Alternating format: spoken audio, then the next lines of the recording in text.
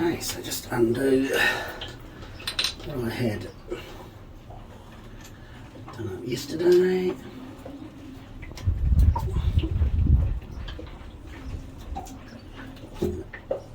Have a quick check of this.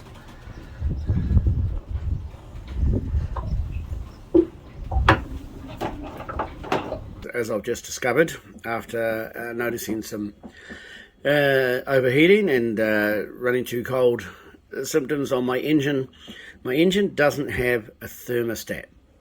It's been completely removed. So I'll just do a quick diagram here of what the thermostat does and then what happens if it's removed. So basically here, cooling water comes from the cooling jacket around the engine, goes through this thermostat. Now, this is a two-part thermostat, so there's two parts to it. One, there's a bypass valve at the bottom, which when the engine is cold is up, and it sends the cooling water back to the engine so that it heats up as quickly as it can. And the reason that's important is you want your engine to be at the optimal operating temperature as quickly as it can.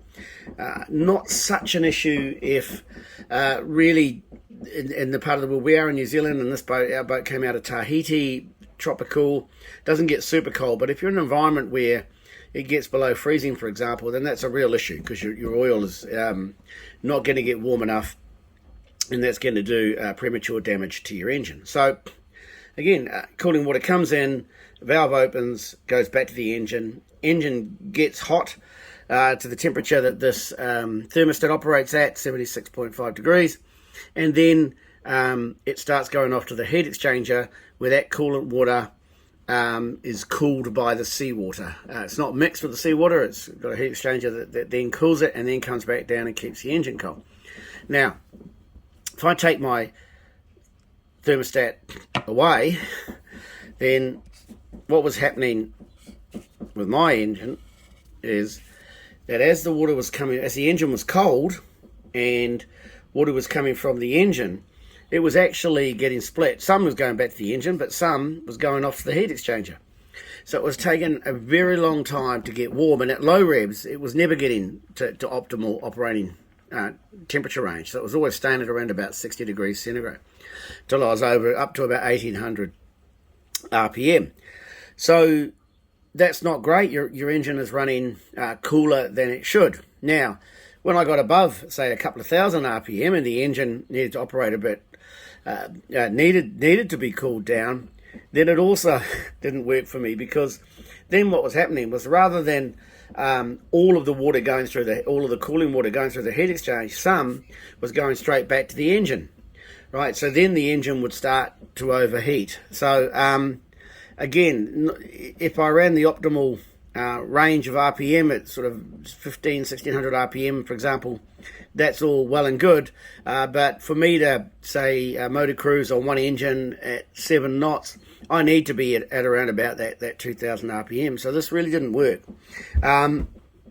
So that's your symptoms, and you'd get similar symptoms if any part of your thermostat stuck open. So if your thermostat spring's not working and that it's not shutting off, you're going to be cooler for longer.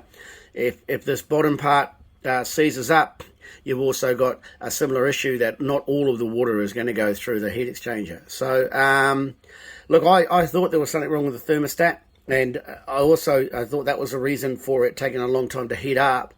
I also thought possibly that the impeller or the heat exchanger itself might need a clean, or there's something wrong with the impeller, but I suspect that not having the thermostat is actually the real issue for both overheating and running a bit cold. So hopefully that's useful to anybody else that's had this issue. So I'm just going to make sure that this fits, and see that there, that's a nice perfect fit in there. The only problem being it says 31, I'll just check my gasket, which I'll put on top of it. And also, so I've just applied a bit of gasket sealant around there, and I'm just tightening this up. Plugging that back in. I'm just going to tighten up these hose fittings.